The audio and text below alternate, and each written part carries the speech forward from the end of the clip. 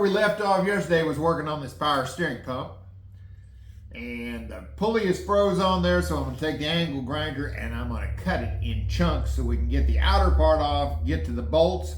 I already have a new C6 pulley coming and all the other hoses and everything we need to put this back together later. Right now, I just need to get it off and out of the way.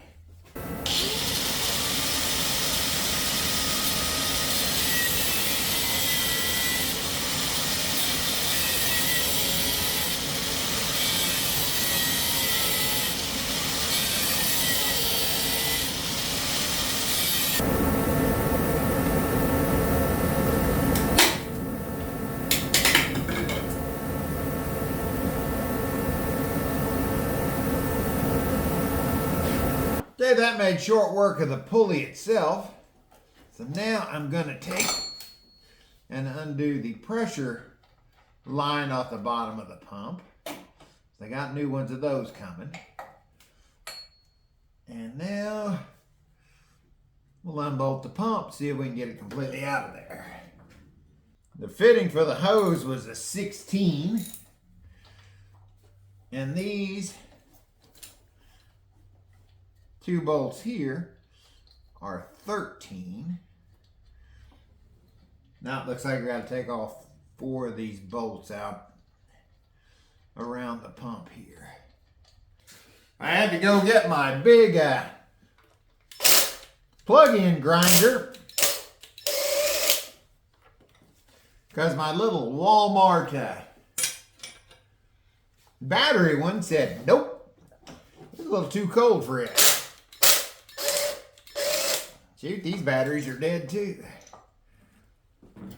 Okay, it looks like I only needed to take out 3 of the bolts. That bolt there actually goes into the bracket. This one just goes into the pump. And these 2 go through the pump and into the bracket. So there is the power steering pump. And we'll have to finish cutting this disc here off of the wheel, or off the pulley, and get it pulled off there so we can install the new one. But that can wait. I don't have the parts now anyway, and I've got a lot of other stuff doing before. Now we need to get this bracket here off, and it looks like it's got 2 bolts here, and I can't remember if that idler pulley down there goes all the way through or just through the pulley, so we'll see. Should just be these 2 bolts here. They're 15 millimeter. And there we go. Another big chunk taken off front. But here's the 2 bolts that held it onto the engine. And then the power steering pump bolted through this one. And these 2 that went all the way through the pump. I know it'll probably make a mess. But I think I'll go ahead and pull off the water pump just to get that big chunk of stuff off the front when it comes time to actually pull the motor out. So we've got 2 hoses down here that'll come off, and then 3 bolts on each side. And since I've got a little bit of a mess under the car right now anyway, now would be the time to do it. That way I can get it all cleaned up before I lower the cradle down and start lifting. This cold weather is, as I'm sure you're all aware, it's a pain. I had intended to get the engine completely pulled out today, but I am the fire suppression technician at the manufacturing plant I work at, and I got a call about 4:30 this morning saying that they had lost power to the entire plant and that parts of the fire protection system were losing pressure. So I went over and spent at least half the day over there getting everything lined back out. But I got to admit, being the fire guy was better than being the HVAC guy. Because that stuff, a lot of that stuff froze. And when they turned the steam back on, everything was dumping water. All these water pump bolts are 10 millimeter.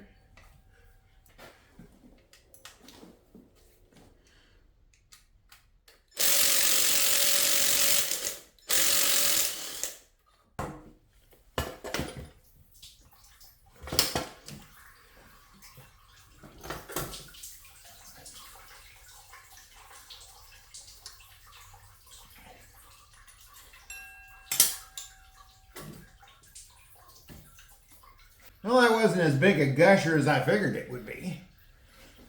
And I actually got some of it in the bucket. Okay, reach down with a 15 millimeter and push your air conditioner tensioner back. Slip its belt off. It's out of the way. We are now on to removing the compressor. And it has what looks like a removable stud there, bolt there on the top side. 2 bolts. Yeah, 2 bolts on the bottom that you can access through the wheel well. So we'll get those out and see if we can't set that over to the side. The 2 bolts came out of the bottom, no problem at all. The 1 bolt came out here. It doesn't have quite enough room to get it out. And I'm assuming that's probably why they put the stud there, because you wouldn't have room to get the bolt out too. I don't know. I'm going to start unscrewing the stud next. Don't forget to undo your wire. And be forewarned, it's a little bit of a pain because it has a clip on both sides. Heaven forbid that your air conditioner will come undone. Use the 7 millimeter wrench to take that stud out. Be careful if you're using a socket and a wrench, you can get it trapped in between the stud and the frame. I got it most of the way out with a ratchet and then had to go to a box end wrench to take it the rest of the way out. The bracket there that the air conditioner mounts to apparently has some bolts on the inside that I can't really get to, but it shouldn't affect anything. So we'll just leave that bracket on as we lift the engine out. Short of unbolting the motor mounts, the engine is disconnected. And we have a clearance issue up front with the balancer pulley and the rack. On my buddy's car, he took the rack out and it was still kind of difficult. Because see, the edge of the bat wing is down below the cradle. And you don't have a lot of room to tilt anything back to bring it up at an angle. So I'm not even going to mess around. I'm going to bring the cherry picker in tomorrow. We'll support it with the engine. And then we'll take apart the front end to where we can lower it down. We'll lower the cross member down. Once it's down to where it'll clear the bat wing down there, engine should be able to move forward and come right up out of there. Well, this was a bit of a short video, but I did get a few things done. Maybe tomorrow I'll get to pull the engine. I haven't been running a heater as much. But until then, thanks for watching.